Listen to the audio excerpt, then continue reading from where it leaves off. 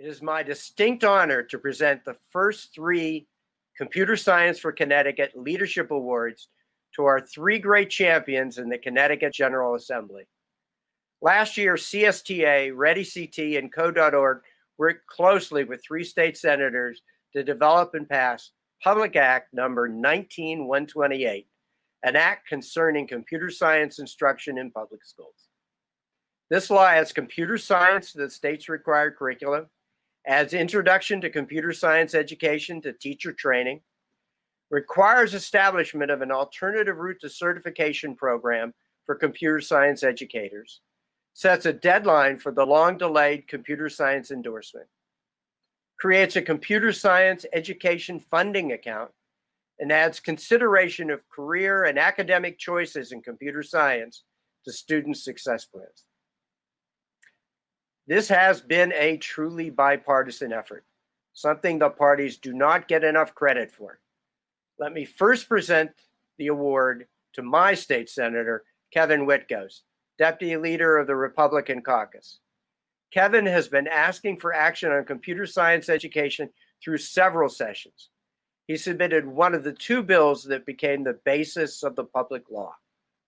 Thank you so much for your leadership, Senator Witkos.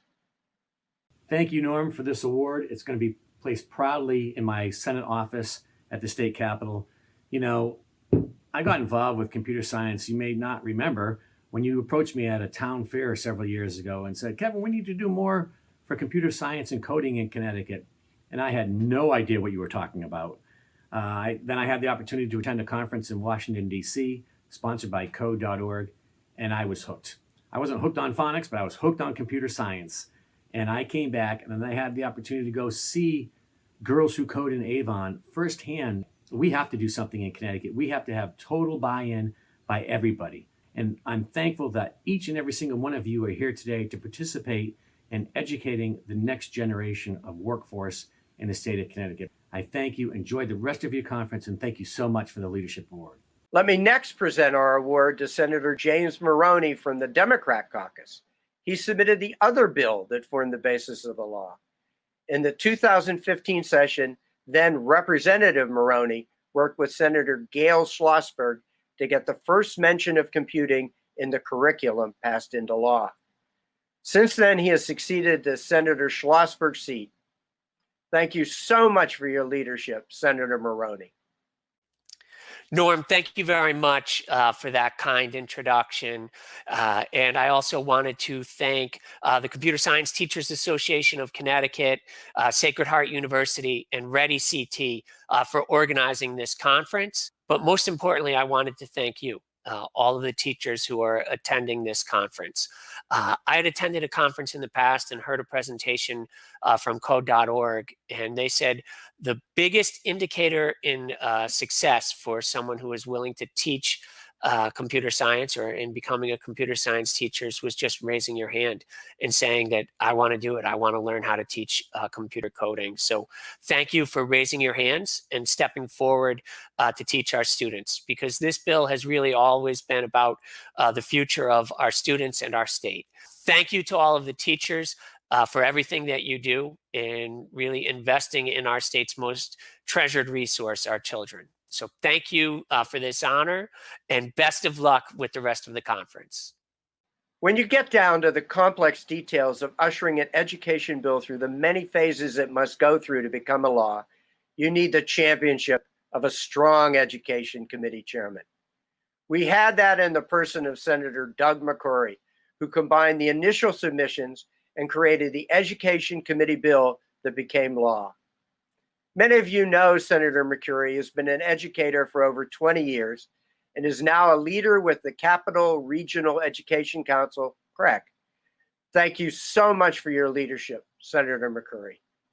First, I'd like to thank the organizers for the CS4CT Summit and also recognizing me as the CS4CT Leadership Board representative.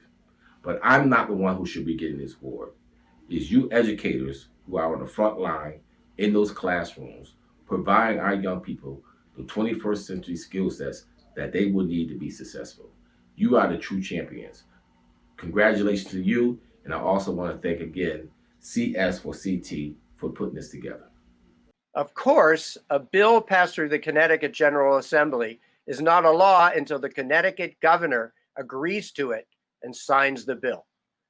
We had that champion in Governor Ned Lamont, the 89th governor of Connecticut and a strong proponent of computer science education. We can count on his continued support. It is my distinct honor to introduce Governor Ned Lamont.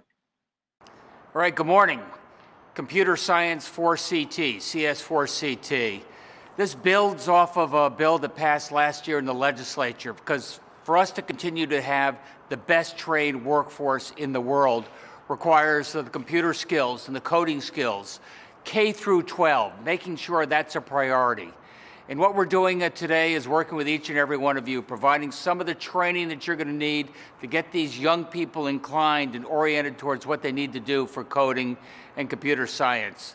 Look, I know as governor better than anybody, I hope, how important a highly trained workforce is to Connecticut's future, and really what it means for a great career and probably a wonderful career for a lot of young people who are thinking about what they want to do in life. And that's why I'm really proud to be here endorsing CS4CT.